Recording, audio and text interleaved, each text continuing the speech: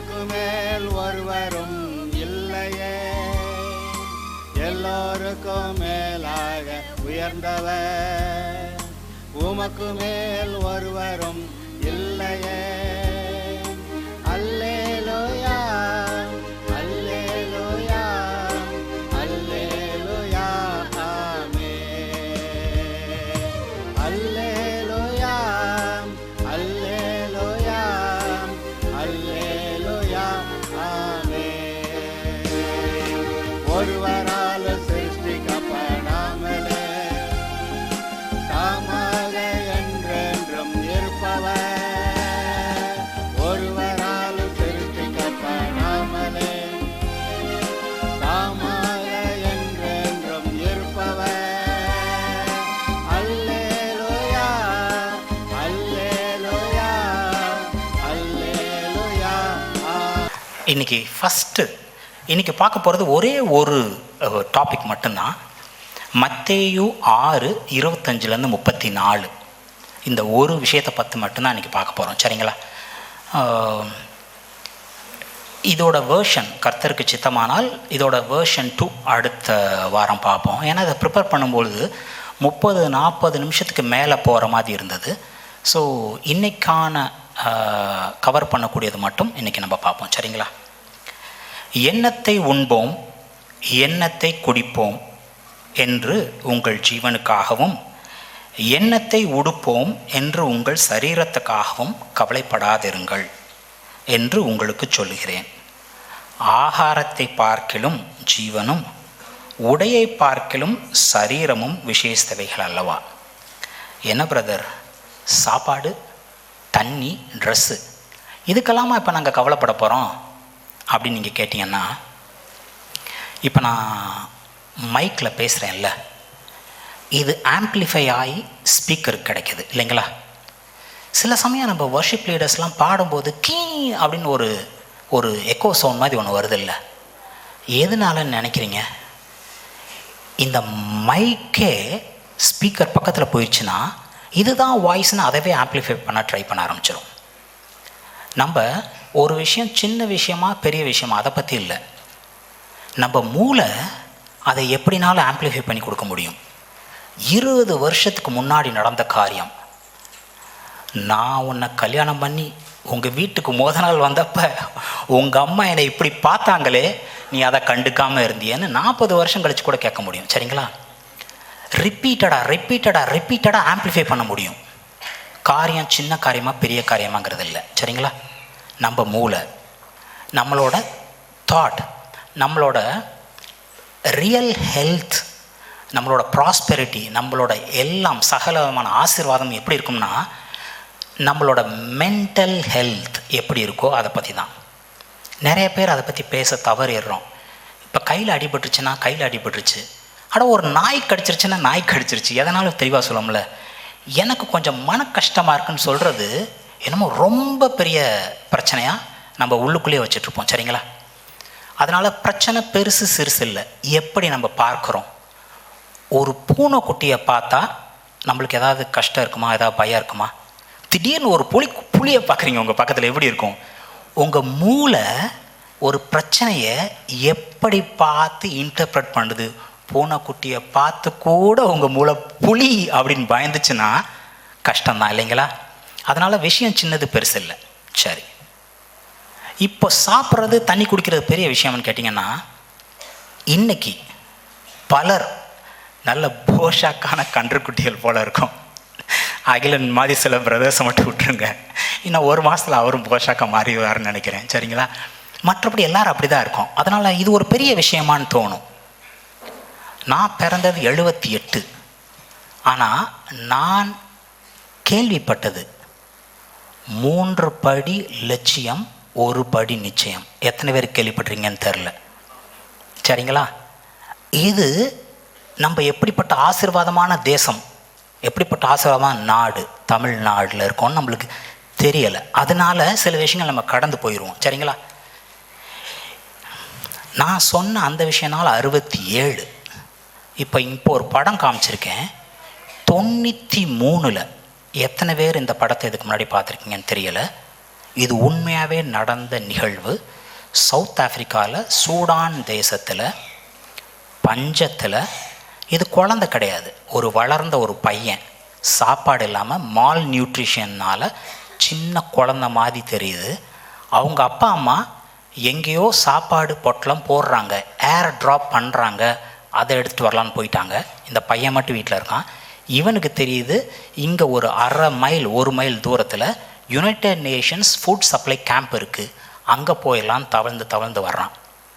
அது முக்கியமான விஷயம் இல்லை. அதை விட ஒரு பெரிய விஷயம், பின்னாடி ஒரு கழுகு ஃபாலோ பண்ணிட்டே வருது. எதுக்காக நினைக்கிறீங்க?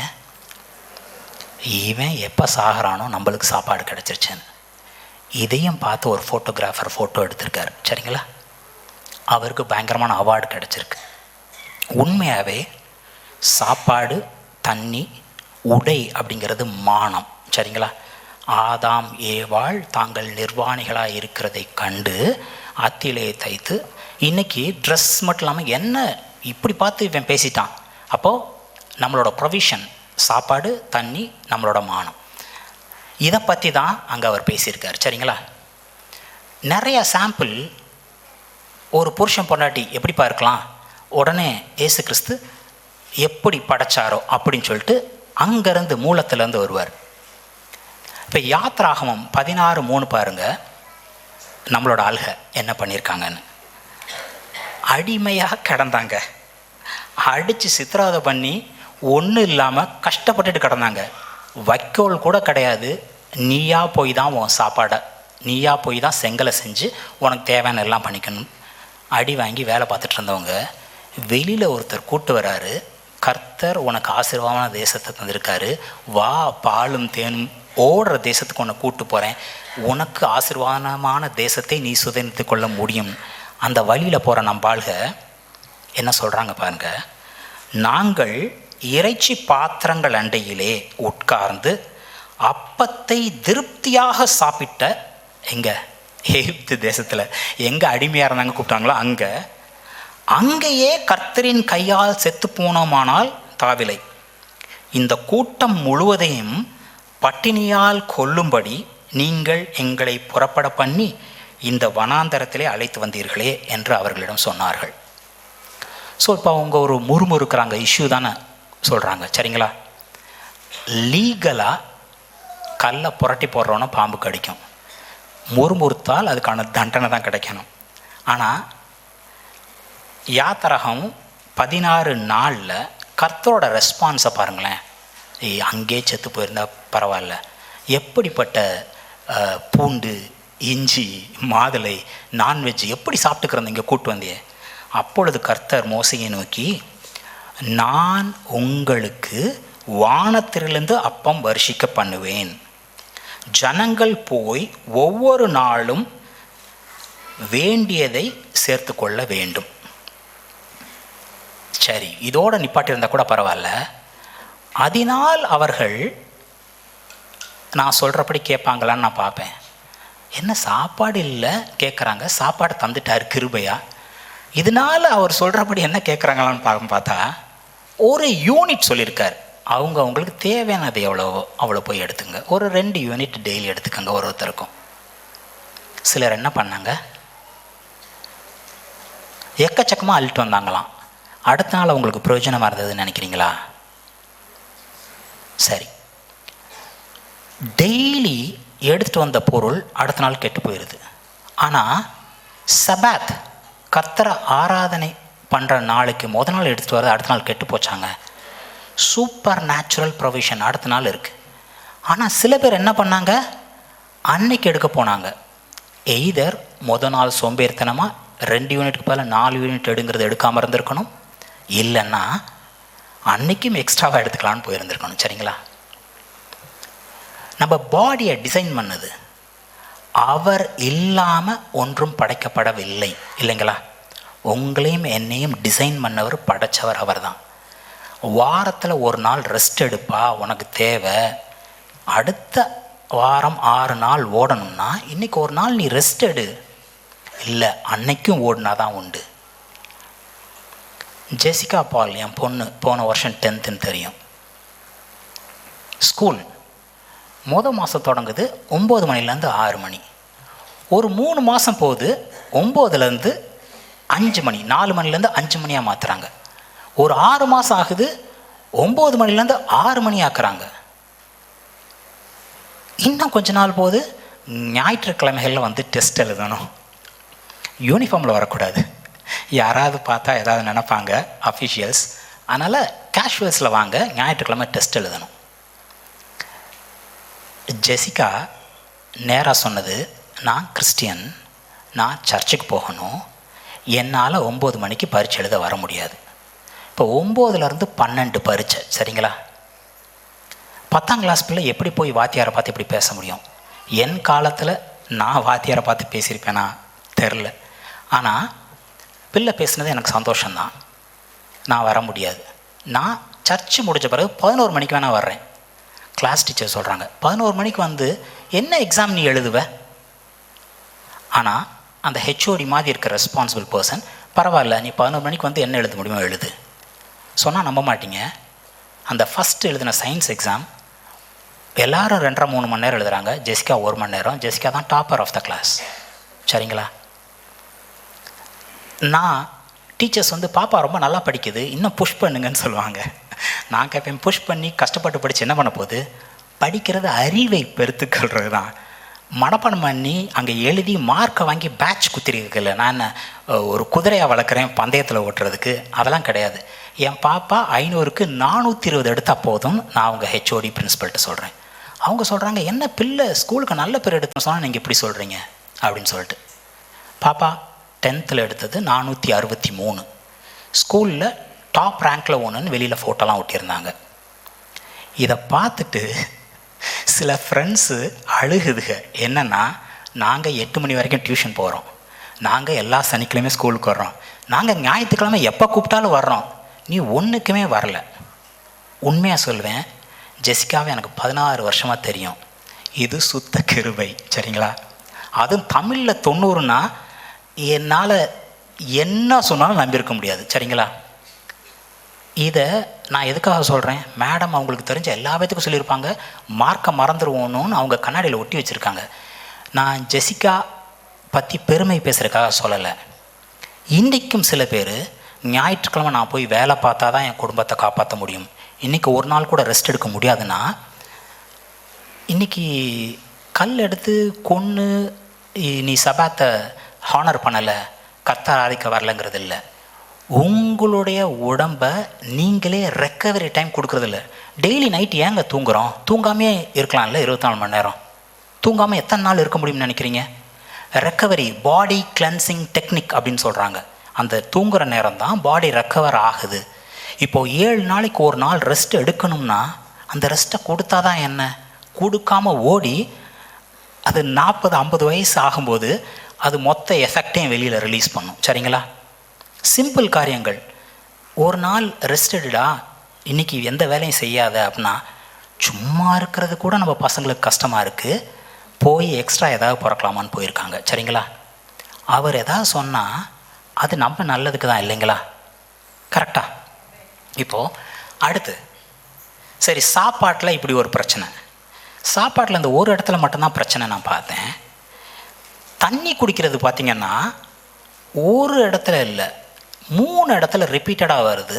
அதுக்கு ஒரு சாம்பிள் மட்டும் நான் இங்கே காமிச்சிருக்கேன். யாத்ராகமும் 15:23-35. 3 நாள் வனாந்தரத்தில் தண்ணீர் கிடையாமல் நடந்தார்கள். அவர்கள் மாராவிலே வந்தபோது மாராவின் தண்ணீர் கசப்பாய் இருந்ததினால் அதை குடிக்க அவர்களுக்கு கூடாதிருந்தது. அதனால் அவ்விடத்திற்கு மாரா என்று பெயரிடப்பட்டது. அப்பொழுது ஜனங்கள் மோசேக்கு விரோதமாக முறுமுறுத்து என்னத்தை குடிப்போம் என்றார்கள். அத்தனை அற்புதங்கள் செஞ்சு நம்மளை கூட்டு வந்தார், செங்கடலை திறந்தார். இன்னைக்கு மேக ஸ்தம்பமாகவும் அக்னி ஸ்தம்பமாகவும் வழி நடத்துகிறார். எப்பொழுதுமே இந்த முறுமுறுக்கிறது, நான் கொஞ்சம் அட்வான்ஸ்டாக போகிறேன், அதுக்குன்னு ஒரு ஸ்லைடு வச்சுருக்கேன். எப்பொழுதுமே இந்த முறுமுறுக்கிறது நம்மளுடைய பற்றாக்குறை அப்படிங்கிறது இல்லை.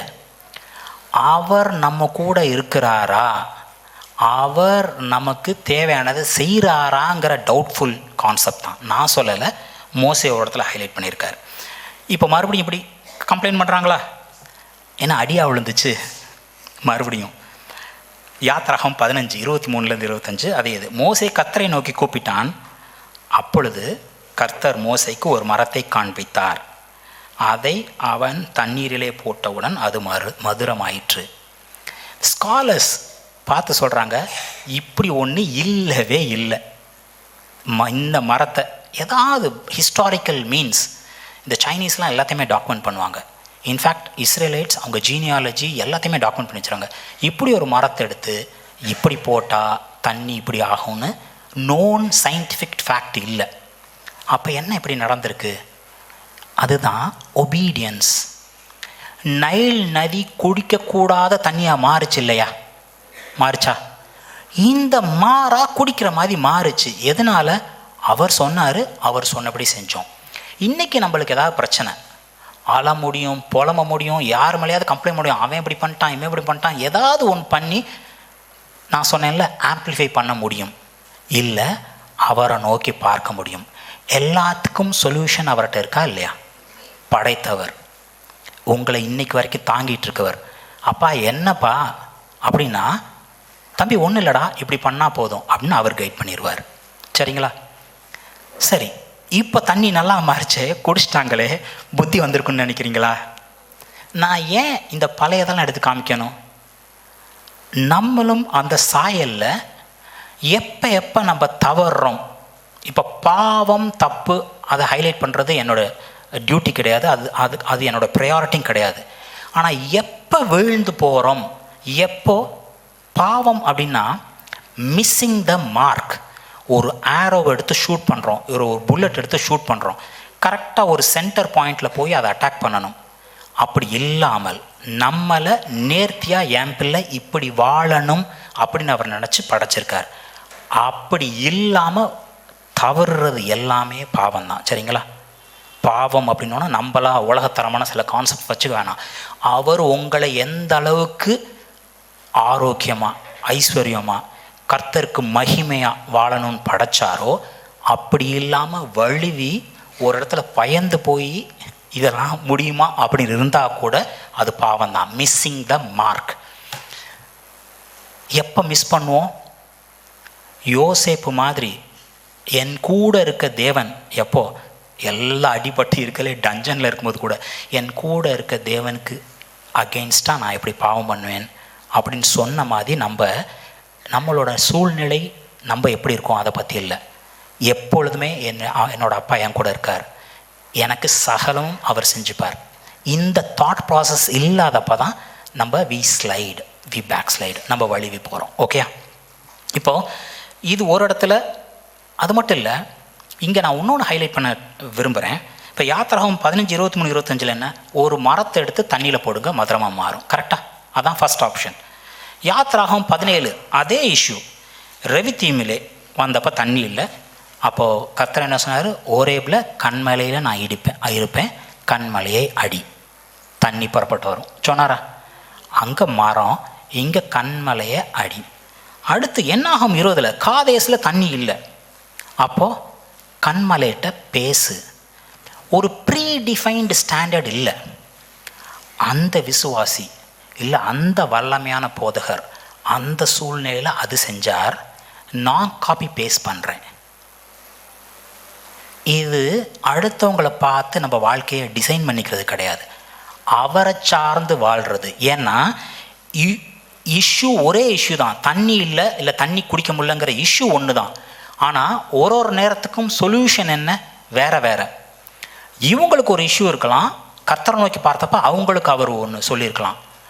உங்கள் இஷ்யூக்கு ஏன் என்னோட பிரச்சனையும் அந்த பிரச்சனை மாதிரியே இருக்குது, அப்போ அவங்க எப்படி பண்ணாங்களோ அதே மாதிரி நான் பண்ணால் போதும்.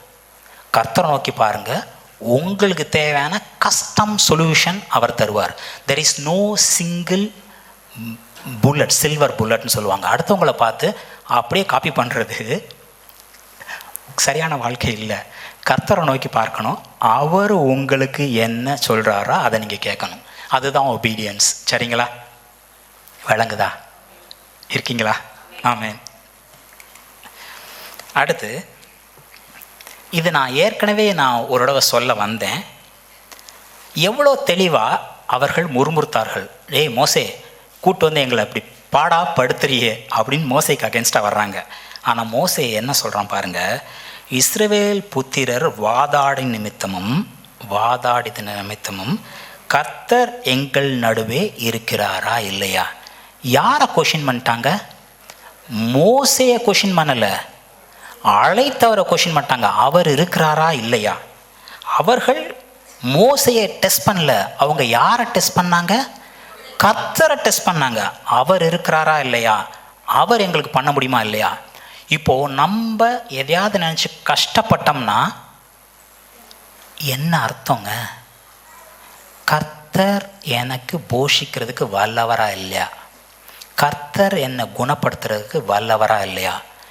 கர்த்தர் என்னை ஆசீர்வதிக்கிறதுக்கு வல்லவரா இல்லையான்னு அவரை நம்ம கொஷின் பண்ணுறோம்.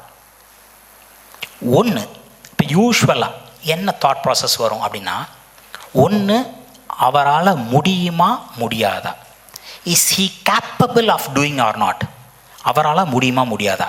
ஹீ இஸ் அல்மைட்டி, காடுன்னு சொல்லும் பொழுதே அவரால் செய்ய முடியாதது எதுவுமே இல்லை. கரெக்டாக? அப்போது கர்த்தரை சரியாக தெரிஞ்சிக்காத ஜனங்கள் கூட ஆண்டவர் படைத்தவர் கடவுள் அப்படின்னா அவரால் எல்லாம் செய்ய முடியும்னு விளங்கும். ஆனால் அவருக்கு உங்களுக்கு செய்கிறதுக்கு இஷ்டமா இல்லையா? அப்பா, உமக்கு சித்தமானால் என்னை சொஸ்தமாக்கும். அப்போ சொஸ்தமாக்குற வல்லமை அவர்கிட்ட இருக்குது. சொஸ்தமாக்க அவரால் கூடும் அப்படின்னு வந்து கேட்குற வியாதியஸ்தனுக்கு தெரியுது. ஆனால் உமக்கு சித்தமா இல்லையா? உங்களுக்கு செய்கிறதுக்கு அவருக்கு சித்தமா இல்லையா? என்ன நீங்கள் நினைக்கிறீங்க? ஏதாவது ஒரு ரீசன் வேணும். He needs some reason to bless you. அவர் தான் சொல்லியிருப்பார் இப்படி செய்யுங்கன்னு. அவர் சொன்னார், நான் செஞ்சேன். என்ன பெரிய ஆச்சரியம்! அதுக்கு உங்களுக்கு ஒரு ஆசீர்வாதம். அவருடைய செட்டைகளின் கீழ் அடைக்கலம் புகுந்தீங்க, அதுக்கு ஒரு ஆசீர்வாதம். தாவீது சொல்கிறான், நான் என்ன செய்வேன் இவ்வளோ செய்கிற கர்த்தருக்கு?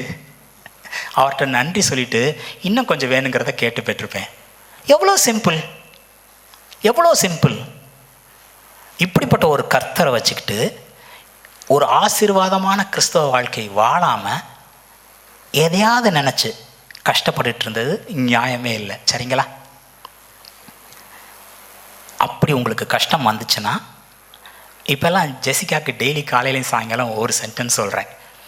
அந்த பிள்ளை வந்து ப்ராப்பராக படிக்கணும் அப்படின்னா ஒரு சென்டென்ஸ் சொல்கிறேன். அதே மாதிரி உங்களுக்கு ஒரு சென்டென்ஸ்.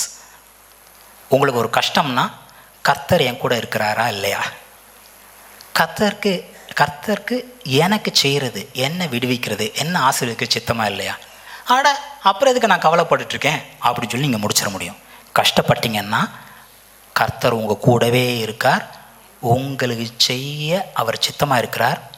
இன்ஃபேக்ட் நீங்கள் போய் கேட்குறதுக்கு முன்னமே உங்களுக்கு என்ன தேவைன்னு அவருக்கு தெரியும். ஜஸ்ட்டு கேட்க மட்டும் வேணும், கண்ணை மட்டும் அசைக்கணும், அள்ளி கொடுக்கறதுக்கு அவருக்கு ரெடி. கேட்கறதுக்கும் நினைக்கிறதுக்கும் சொப்பனம் காண்கிறதுக்கும் அதிகமாக செய்கிறது அவருக்கு ஒரு ரீசன் வேணும். நீங்கள் போய் அப்பா வா வா வெயிட் பண்ணிட்டு இருந்தேன்டா வா வான்னு சொல்லி கொடுக்குறதுக்கு அவர் ரெடியாக தான் இருக்கார். சரிங்களா? போகிறதுக்கு கேட்குறதுக்கு நம்ம ரெடியாக. சாப்பாடு, தண்ணி, ட்ரெஸ். ஆதியாகமம் 3:7 அவர்கள் தாங்கள் நிர்வாணிகள் என்று அறிந்து அத்தியிலே தைத்து தங்களுக்கு அரைக்கச்சைகளை உண்டு பண்ணினார்கள். எப்பொழுதுமே ஒரு பிரச்சனைன்னா ஆண்டவரை நோக்கி பார்க்கணும்னு சொல்கிறேன்ல. இந்த மாம்சம் என்ன பண்ணிடும்னா, தானாக ஒரு சொல்யூஷன் எனக்கு இம்மீடியட்டாக வேணும். நர்சூஸ் காஃபி நல்லா இருக்கும், ஆனால் ஒரு 1/4 மணி நேரம் 1/2 மணி நேரம் இல்லை ஒரு நாள் ஃபில்டர் போடணும். எனக்கு இன்ஸ்டன்ட் காஃபி போட்டு 2 செகண்டில் வேணும், அப்படி தான் கேட்போம். சாப்பாடு சமைக்கிற கொஞ்சம் நேரம் ஆகும், எனக்கு இன்ஸ்டன்ட் நூடுல் 2 நிமிஷத்தில் போட்டு நான் சாப்பிட்றணும். எல்லாமே உடனே வேணும் அப்படிங்கிற மாதிரி பிரச்சனை பண்ணியிருக்கக்கூடாது. நம்மளுக்கு இப்போ ஒரு கான்சிக்வன்ஸ், ஏதாவது ஒரு இஷ்யூ ஃபேஸ் பண்ணுறோம்னா, அவர் நம்மளுக்கு எதுவும் பண்ணலை, நம்மளா தவறி இடறி ஏதோ ஒரு இடத்துல விழுந்திருக்கோம். ஐயோ அப்பா தெரியாமல் விழுந்துட்டேன்ப்பா, என்னை மன்னிங்க, அடுத்து என்னப்பா பண்ணுறது கேட்கலாம். ஆனால் நம்மளா அதுக்கு ஒரு சுய பரிகாரம், நம்மளா ஒரு சொல்யூஷன் தேட நினைப்போம். அது எந்த அளவுக்கு பிரச்சனை பாருங்கள். அத்தியில் எடுத்து வச்சுருக்காங்க, எவ்வளோ நேரம் அந்த அத்தியில் இருக்குன்னு நினைக்கிறீங்க? காஞ்சு சருகாய் உதிர்ந்து போயிடும் இல்லைங்களா? நம்மளோட சொல்யூஷன் நம்மளை கவர் பண்ணிக்கிறோங்கிறது இப்படி தான் இருக்குது. அதுக்கு அவர் என்ன பண்ணார்? தேவனாகிய கர்த்தர் ஆதாமுக்கும் அவன் மனைவிக்கும் தோல் உடைகளை உண்டாக்கி அவர்களுக்கு உடுத்தினார். தோல் எவ்வளோ பழசானா போனால் கூட பாலிஷ் பண்ணி நல்லா ஃப்ரெஷ்ஷாக வைக்க முடியும், லாங் லிவிங். ஆனால் இதுக்கு பின்னாடி உங்களுடைய மானத்தை காக்கிறதுக்கு ஒரு ஆட்டுக்குட்டி, ஒரு கிருபாதார பலி, பாவம்னு என்னான்னு தெரியாத ஒரு பலி கொடுக்கப்பட்டிருக்கிறது இங்கேயே. சரிங்களா? அப்போது எப்பொழுதுமே தவறு நடந்துருச்சா இல்லையா, இதுக்கு பிரச்சனை என்ன, நீங்கள் யோசிக்க வேண்டிய அவசியம் இல்லை. நேராக அவர்கிட்ட போகலாம். போடா தப்பு பண்ணிட்டு என்கிட்ட வரியா அப்படின்னா சொல்லிடுவார். செய்யக்கூடாதுன்னு சொன்ன ஆதாம் ஏவாள் செஞ்சதுக்கு அப்புறமும் அன்னைக்கு சாயங்காலம் அவங்க கூட ஃபெல்லோஷிப் பண்ண வந்த தேவன், ஆதாமே எங்கே இருக்க அப்படின்னு கேட்டார். ஆதாம் செஞ்சது அவருக்கு தெரியாதா என்ன? தெரியும் தானே. தெரிஞ்சும் ரெகுலராக ஃபெல்லோஷிப் பண்ணுற மாதிரி ஃபெல்லோஷிப் பண்ண வந்துட்டார். அவருக்கு என்னமே தெரியாத மாதிரி, எங்கடா தம்பி இருக்க, உன்ட்ட நான் பேசணும்னு வந்தேன். இவன் தான் அவனோட மனசு குத்துறதுனால, அப்பா நான் தப்பு பண்ணிட்டேன் ஒளிஞ்சிட்ருக்கேன்னு சொல்கிறான். இன்றைக்கும் நீங்கள் மறுபடியும் இது தவறு பண்ணுறதுக்கு ப்ரொமோட் பண்ணுறதுக்காக கிடையாது. பாவத்துக்கு மரித்த நாம் அதில் பிழைத்திருக்க முடியாது. பன்னுக்குட்டி சகதியில் புரள்ற மாதிரி ஆட்டுக்குட்டி புரளாது. ஆனால் தவறி விழுமானால் ஏந்திரிச்சு வரலாம், மேய்ப்பன் அதை சுத்தப்படுத்தி தன்னிடத்தில் சேர்த்து கொள்வான்ங்கிறது உண்மை. சரிங்களா? இப்போ மறுபடியும் மத்தேயு கண்டினியூஷன் வரும். ஆகாயத்து பட்சிகளை கவனித்து பாருங்கள், அவைகள் விதைக்கிறதும் இல்லை, அறுக்கிறதும் இல்லை, களஞ்சியங்களில் சேர்த்து வைக்கிறதும் இல்லை, அவைகளையும் உங்கள் பரமபிதா பிழைப்பூட்டுகிறார். அவைகளை பார்க்கிலும் நீங்கள் விசேஷித்தவர்கள் அல்லவா? இப்போது இந்த ஆகாயத்து பட்சிகள் எப்படிப்பட்டது, இதுக்கு கூட இவர் பார்த்துக்கிறாரே அப்படின்னு பார்த்தா தான் நம்மளுக்கு இதுக்கான டேட்டா விளங்கும். மத்தேயு 10:29 பார்த்தீங்கன்னா, ஒரு காசுக்கு 2 அடைக்கலான் குருவிகளை விற்கிறார்கள் அல்லவா, ஆயினும் உங்கள் பிதாவின் சித்தமில்லாமல் அவைகளில் ஒன்றாகிலும் தரையிலே விழாது. ஒரு காசுக்கு எத்தனை அடைக்கலான் குருவிங்க கிடச்சிருக்கீங்க? 2. லூக்கா 12:6 இதே வசனத்தை அங்கே லூக்காவில் சொல்லியிருக்காங்க. லூக்காவில் பாருங்கள், 2 காசுக்கு 5 அடைக்கலான் குருவிகளை விற்கிறார்கள் அல்லவா, அவைகளில் ஒன்றாகிலும் தேவனால் மறக்கப்படுவதில்லை. மத்தேயுல 1 காசுக்கு 2. அப்போ லூக்காவில் 2 காசுக்கு எத்தனை அடைக்கலான் குருவி தான் கிடச்சிருக்கணும்? 4 தான் கிடச்சிருக்கணும். அப்போது 2 காசுக்கு வாங்கினா ஒரு அடைக்கலான் குருவி ஃப்ரீ. அந்த அளவுக்கு அடைக்கலான் குருவி ஒர்த்லெஸ்ஸாக இருந்திருக்கு, சும்மா மிஞ்சி கிடந்திருக்கு, அதுக்கு ஒரு பெரிய வேல்யூவே இல்லை. அப்படிப்பட்ட ஆகாயத்து பறவை ஒன்று கூட தரையில் விழாது அவருடைய சித்தம் இல்லாமல். இங்கே நம்ம மத்தேயு 26, 25, 34 பார்த்தோம். என்ன சொன்னோம்? அவைகளை பார்க்கலும் நீங்கள் விசேஷித்தவைகள் அல்லவா.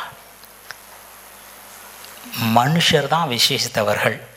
சப்போஸ் ஒருவேளை நம்ம மறந்து போனால் கூட, ஒரு காப்பர் காயினுக்கு 2 குருவி, 2 காப்பர் காயினுக்கு 5 குருவி, இவ்வளோ சீப்பாக இருக்க, இவ்வளோ ஒர்த்லெஸ் ஐட்டம், இதவே அவர் அப்படி பார்த்துக்கிறாருன்னா என்ன அவர் பார்த்துக்க மாட்டாரா? பார்த்துக்க மாட்டாரா? எவ்வளோ சிம்பிள் காரியம். சில சமயம் சிம்பிள்னா இல்லை ஃப்ரீனா அதெல்லாம் வேணாம், ரொம்ப காஸ்ட்லி, ரொம்ப காம்ப்ளிகேட்டட்னா அதில் தான் ஏதோ வேல்யூ இருக்குது அப்படின்னு நம்ம நினச்சிப்போம். கிறிஸ்டியன் லைஃப், கிறிஸ்துவை சார்ந்து வாழ்கிற வாழ்க்கை ரொம்பவும் லகுவானது, ஒரு மிகவும் சுகமானது. நம்மளா நினச்சி ஒரு மூலையில் உட்காந்து கஷ்டப்பட்டால் தான் உண்டு. சரிங்களா? அடுத்து, உடைக்காகவும் நீங்கள் கவலைப்படுகிறது என்ன? காட்டு புஷ்பங்கள் எப்படி வளர்கிறது என்று கவனித்து பாருங்கள். அவைகள் உழைக்கிறதும் இல்லை, நூற்கிறதும் இல்லை. என்றாலும் சாலமோன் முதலாய் சர்வ மகிமையிலும் அவைகளில் ஒன்றை போலாகிலும் உடித்திருந்ததிலே என்று உங்களுக்கு சொல்லுகிறேன். சரி, இங்கே காட்டு புஷ்பம் இவ்வளோ அழகாக இருக்குது அப்படின்னு அவர் சொல்கிறாரு. இதுக்கு ஏன் கம்பேரிசன் சாலமனோட வந்தது அப்படின்னு நீங்கள் பார்த்தீங்கன்னா,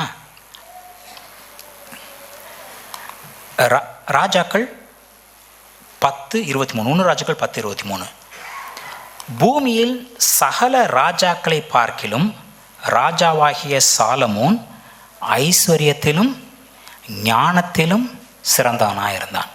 ஒருத்தன்ட்ட காசு நிறையா இருக்குது, அறிவு நிறையா இருக்குது. அவன் ட்ரெஸ் பண்ணணும்னு நினச்சிருந்தா எவ்வளோ மேன்மையாக ட்ரெஸ் பண்ணியிருக்க முடியும் இல்லைங்களா? சிம்பிளாக ஐஸ்வர்யத்தில் ஞானத்தில் அவன் சிறந்தவன் சிம்பிளாக சொல்லி முடிக்கலை. இதே இது 10வது அதிகாரம் 15:27 2 வசனம் பாருங்கள். ஒவ்வொரு வருஷத்திலும் அவனுக்கு வந்த பொன் 666 தாலந்து நிறையா இருந்தது. எருசலேமிலே ராஜா வெள்ளியை எப்படி சேர்த்து வச்சுருந்தானாங்க?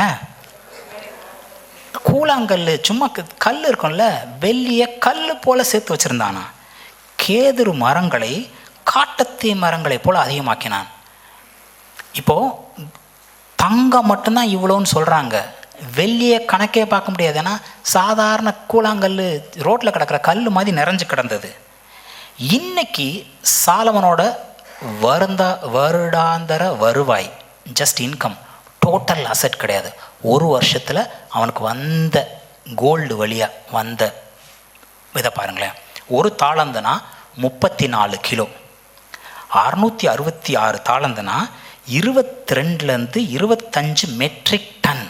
ஒரு டன்னா 1000 கிலோ, 22லேருந்து 25 மெட்ரிக் டன். அதோட விலை மதிப்பு இன்றைக்கி பார்த்தீங்கன்னா 18லேருந்து 22 பில்லியன். இது என்னது? வருஷத்துக்கு வரக்கூடிய வருமானம் மொத்தம் எல்லாம் கிடையாது. இதில் 14 ராஜாக்கள் 14வது வசனம் பார்த்தீங்கன்னா, இந்த வருமானம் இல்லாமல் என்னென்ன வருது? வியாபார வர்த்தகத்தினால வந்தது, சுற்றி இருக்க சிற்றரசர்களால் வந்தது, இதெல்லாம் சேர்க்கவே இல்லை. இது எல்லாம் சேர்க்காம வெறுமனே தங்கத்தின் விளைவை மட்டும் வச்சு பார்த்தா 22 பில்லியன்.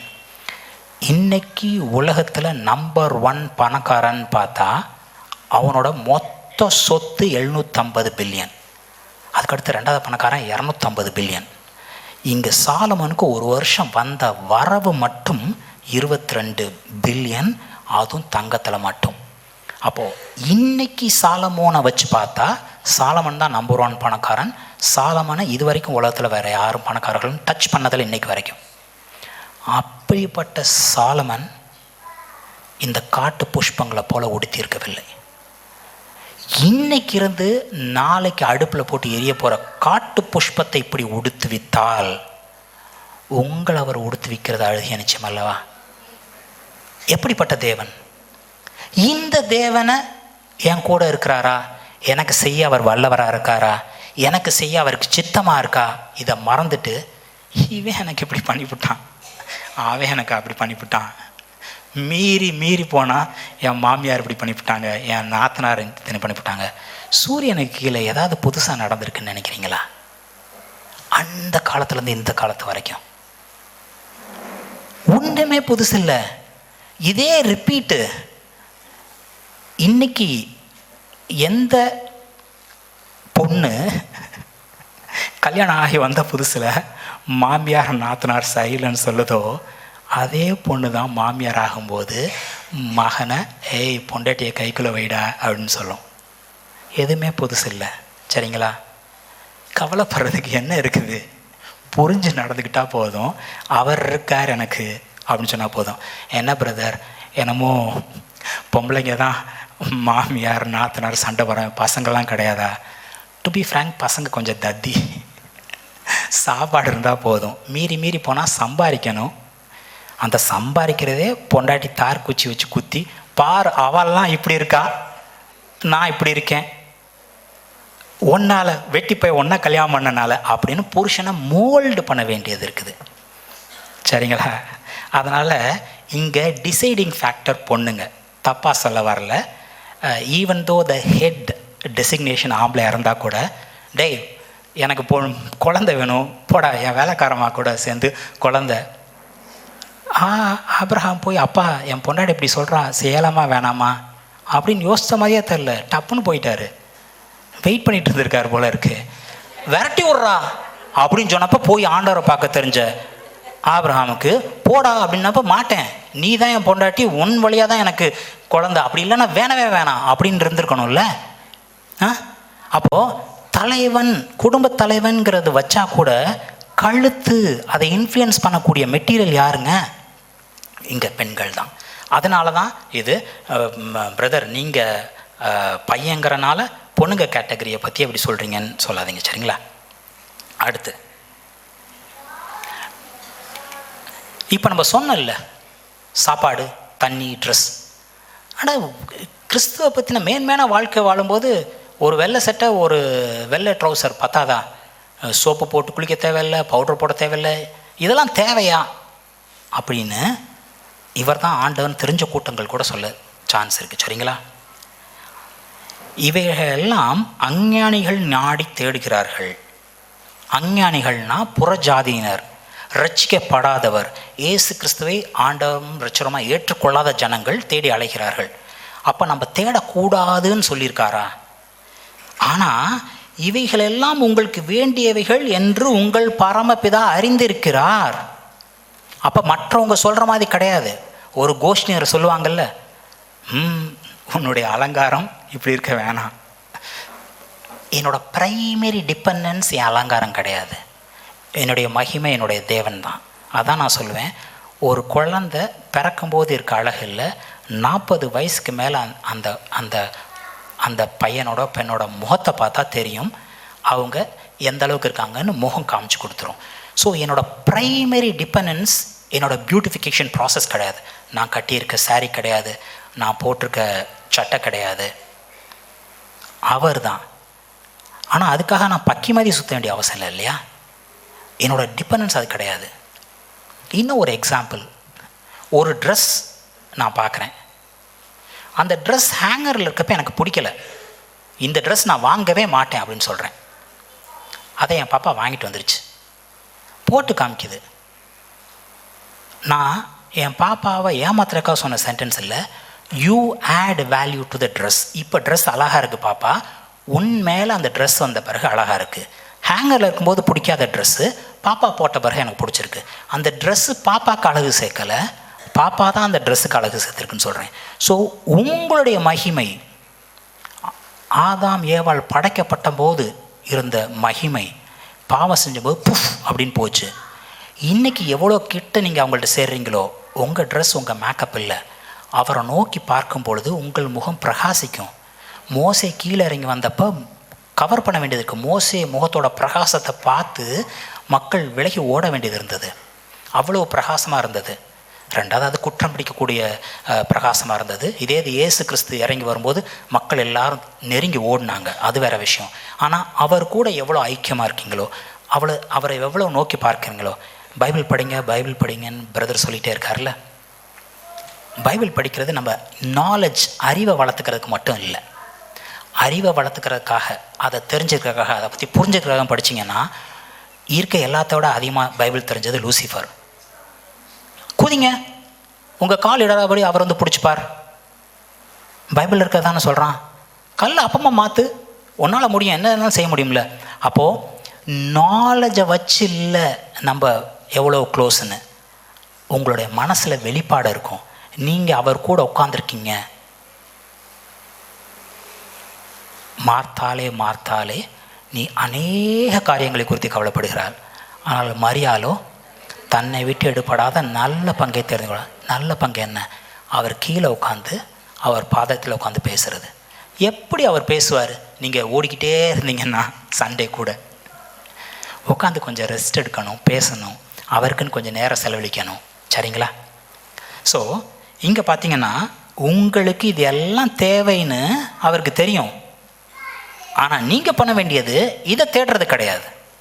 நீங்கள் அவரை தேடுங்க, இதெல்லாம் உங்களுக்கு கூட கொடுக்கப்படும். Goodness and blessings will hunt you down. நன்மையும் கிருபையும் உன்னை தொடரும். நீ நன்மையும் கிருபையும் தேடி போட தேவையில்லை. நம்ம கர்த்தரை நோக்கி போகிறோம்.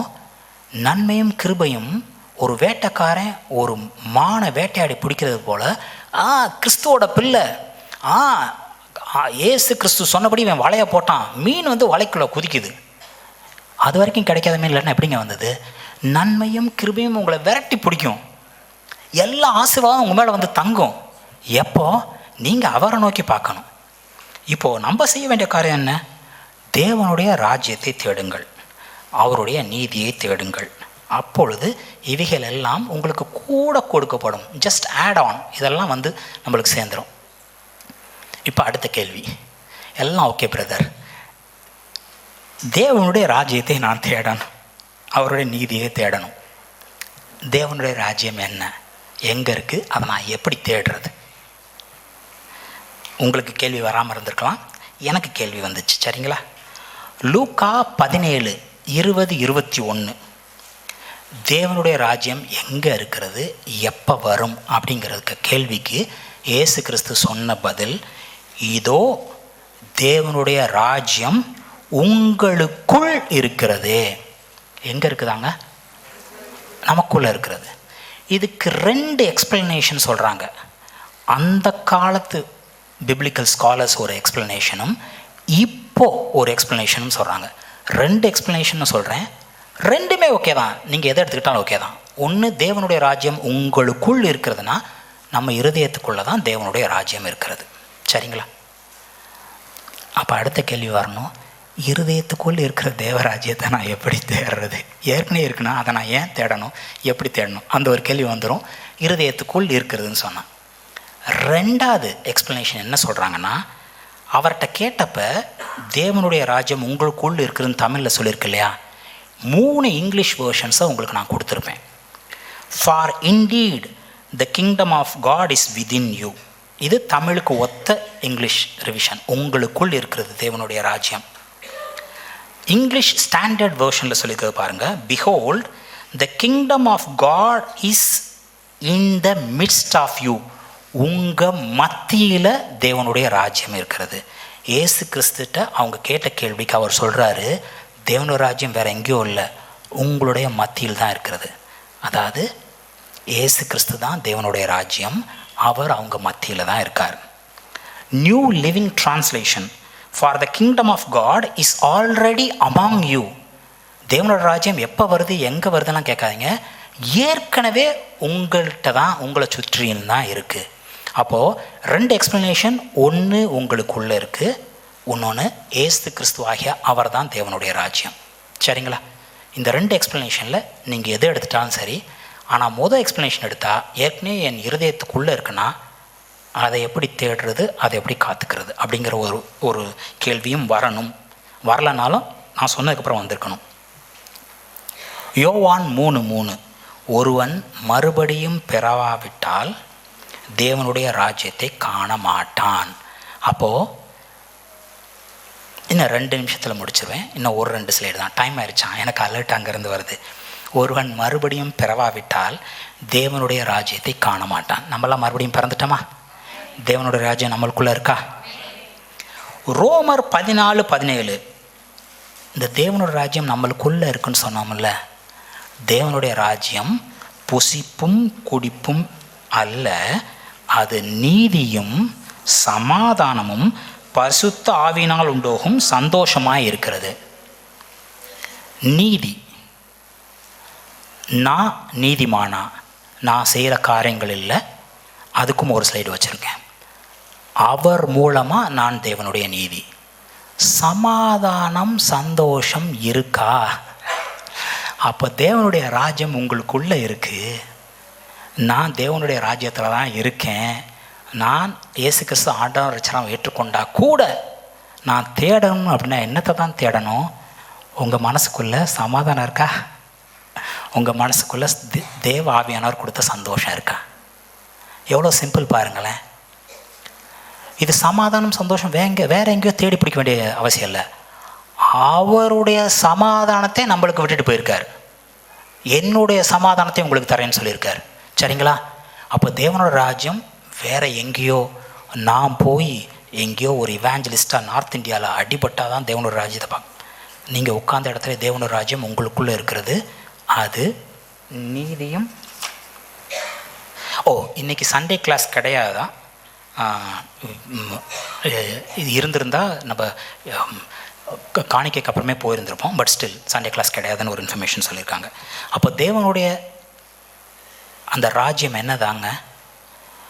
நம்ம நீதிமான்கிறது நம்மளுக்குள்ள சமாதானமும் ஆவியானவர் கொடுத்த சந்தோஷத்தையும் நிலை வச்சிருக்கிறது தான்.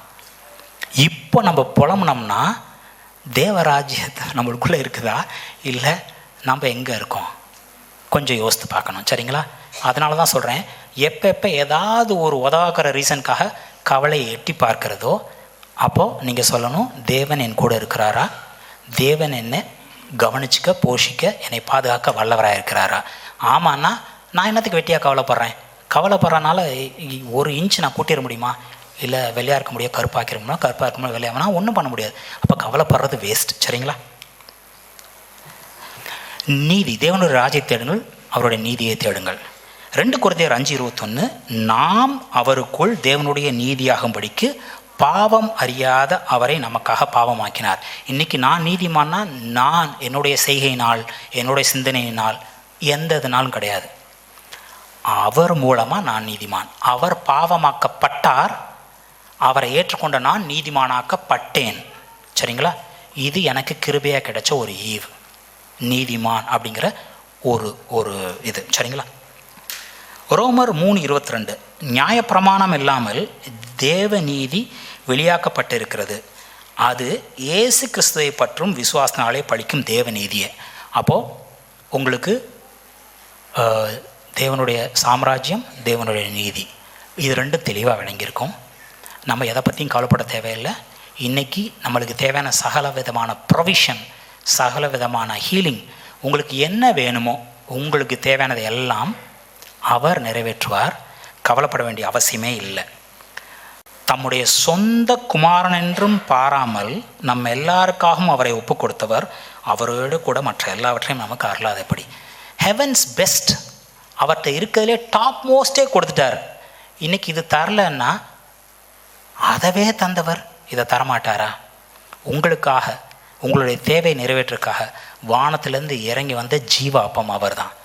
உங்களுக்காக மரத்தில் ஏறினவர் அவர் தான், நம்ம பாவ நிவர்த்தி உண்டாக்குவதற்காக. உங்களுக்காக கண்மலையின் முன்னாடி அடிக்கப்பட்டவர் அவர் தான். இப்படி நம்மளோட ஒரு ப்ரொவிஷனுக்காக, நம்மளை உடுத்து வைக்கிறதுக்காக, நம்மளது மானத்துக்காக he was stripped naked on the cross. அன்னைக்கு ஒரு ஆடு அடிக்கப்பட்டு ஆதாமை வாழ்க்கை எப்படி ஒரு உடை கொடுக்கப்பட்டதோ, இன்றைக்கி நீங்கள் நானும் மானமுள்ளவர்களாக வாழணும்னா அதற்காக தான் அவர் அங்கே உரிக்கப்பட்டார் சிலுவையில். சகலமும் அவர் செய்து முடிச்சிட்டார். இன்றைக்கி அவரை சார்ந்து அவர் கையை பிடிச்சிக்கிட்டு சந்தோஷமாக வாழ வேண்டியது தான். என்ன வேணுமோ கேட்க வேண்டியது, கேட்குறதுக்கும் அதிகமாக பெற்றுக்கொள்ளக்கூடிய தகுதி நம்மளுக்கு இருக்குது. ஏன்னா அதை அவர் வாங்கி கொடுத்துட்டார். அப்பா நன்றிப்பா தந்ததுக்குன்னு சொல்லிட்டு சந்தோஷமாக வாழ முடியும். யாராவது கஷ்டப்படணுமாங்க? சரிங்க. Praise the Lord.